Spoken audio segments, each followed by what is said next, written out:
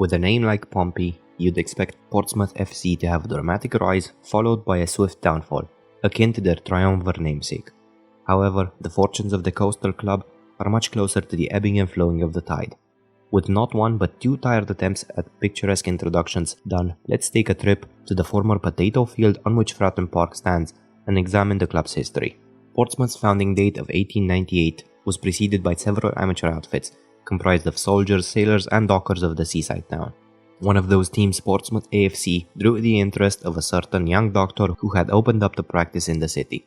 Due to the fact that it was not very successful, the doctor began playing cricket and football as a goalkeeper for the amateur outfit under the pseudonym A.C. Smith. Apart from his love of sports, he also started writing fiction under his real name, Sir Arthur Conan Doyle.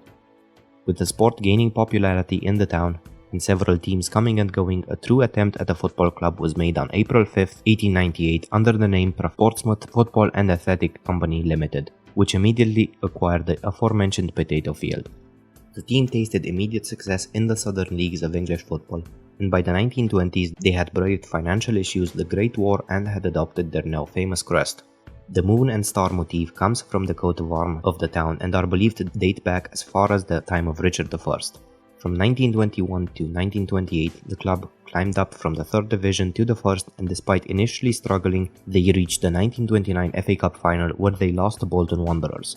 With the club consolidating their top-flight status, another lost FAcup final followed in 1934 before they finally won the trophy in 1939. The game, which saw them defeat Wolverhampton Wanderers 4-1, was dubbed the Gland Final by the press, a reference to so-called monkey gland testosterone injections used by both teams and others that season. Sadly, the team's new dawn of success was interrupted by a new world war, which saw Portsmouth's naval base become of utmost importance. The town and the base itself became the headquarters and main departure point for the military and naval units designed for Sword Beach on the Normandy coast, as part of Operation Overlord and the D-Day landings. Bernard Montgomery, the mastermind behind the Allied victories in North Africa, by then a Field Marshal, was heavily involved with the preparations for the D-Day landings. Naturally, this meant he visited Portsmouth base on numerous occasions and became interested in Portsmouth FC, with his headquarters at Southwick House being located just on the outskirts of the town. The club appointed Montgomery as an honorary club president in 1944 and started recruiting players from the Royal Marines and sailors that had been stationed there after the war. The effect of these new appointments were back-to-back league titles in 1949 and 1950, and the Red Sox, which are still worn today, were a suggestion by Montgomery as a mark of respect for the sacrifice of British servicemen during the war. Their success and modernization meant they played Football League's first ever floodlit evening game, and a new stand made of prefabricated concrete and steel was constructed. Their upward trajectory would however take a sharp downturn, which would last from the early 60s to the early 2000s. In this time, two solitary top-flight seasons would be counterbalanced by a spell in the fourth tiers and numerous flirtations with bankruptcy. At the turn of the millennium, after a brief spell where Terry Venables had bought the club for £1, new chairman Milan Mandaric took over the club at the recommendation of his friend George Best. Under the new sporting director and later manager Harry Redknapp, experienced players like Paul Merson and Tim Sherwood were brought in to help the youngsters of the club brave the promotion battle. During their first spell in the Premier League, Teddy Sheringham was added to the roster, and this allowed Pompey to gain stability in the top tier, and Mandaric would capitalize on his investment, selling the club to Franco-Russian businessman Alexandre Gaydamak. At a time when mystery Russian billionaires were every fan's dream, the Pompey faithful were ecstatic to see funds pumped into the club. Harry Redknapp's reputation for savviness in the transfer market skyrocketed, with the club signing a blend of promising players unknown outside of England and more experienced veterans who could still cut it in a mid-table side. Benjani, Glenn Johnson, Sol Campbell, Andy Cole, Nico Kranjčar, Jermaine Defoe and Peter Crouch are all still prominently featured in their Portsmouth shirts whenever someone wants to evoke the mid-2000s and the atmosphere of English football. This atmosphere saw mid to lower table clubs slowly push into the limelight, usually occupied by the Big Four, with the riches of the Premier League slowly starting to trickle down the table.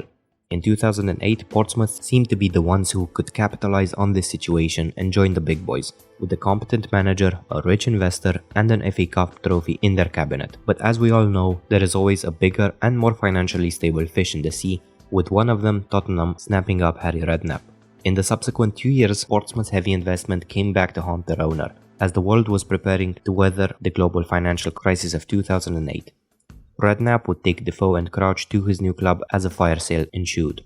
Part of this fire sale was the club itself, as Gaydamak and his father's financial empires were starting to crumble, as more and more reports were coming out outlining their involvement in the illegal arms trade. As another mark of the times, the shady Russian owner with links to the arms trade in the Angolan civil war was to be replaced by an even shadier Middle Eastern owner.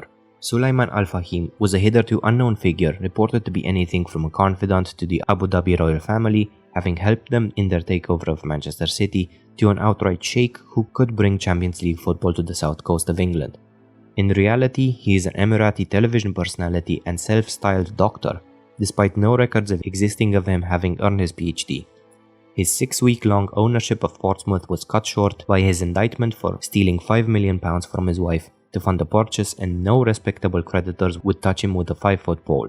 In stepped Ali Al-Faraj, another mysterious multimillionaire who was ready to save the club. Incredibly, after getting burned by their last so-called sheikh, this one managed not only to make the burns even worse, but also to rub salt into them.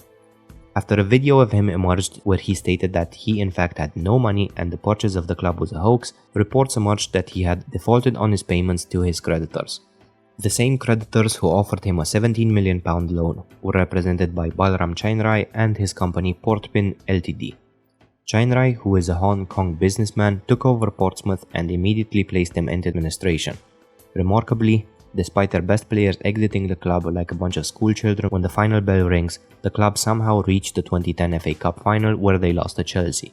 Meanwhile, the club's ownership situation would come full circle with another Russian businessman taking over in 2011. Vladimir Alexandrovich Antonov was actually a convicted fraudster operating under the guise of a banker, accused and convicted of fraud, asset stripping and grand embezzlement with an outstanding European-wide arrest warrant. As Portsmouth were facing bankruptcy with unpaid wages and taxes, and the Pompey supporter trust were taking over the club, reports emerged that Ali Al-Faraj was never actually real and was a puppet created by several investors who were looking to recoup the money from Gaydamak and his family by asset stripping the club. The club has since clawed back ground from the depths of League 2, and in 2017, after much vetting and investigation, former Disney CEO Michael Eisner became an investor. Portsmouth are still in League 1 but looking much healthier, breaking ground on a new training facility with a real billionaire at the helm this time. They missed out on a spot in the promotion playoffs by 7 points, finishing 8th in the table. The ordeal of their ownership has reportedly forced the Premier League to re-evaluate their ownership practices. However, as the ownership of Newcastle, Sheffield United and Manchester City shows, this only applies to the question of your assets and funds being real. This does not apply to whether or not you are leading a despotic regime guilty of oppression, discrimination, and in the case of Saudi Arabia, the murder of thousands of innocents and the humanitarian crisis. Thank you so much to those of you who have stuck around till the end. If you like this video, consider subscribing to the channel, it would really help me a lot, and I will see you next time.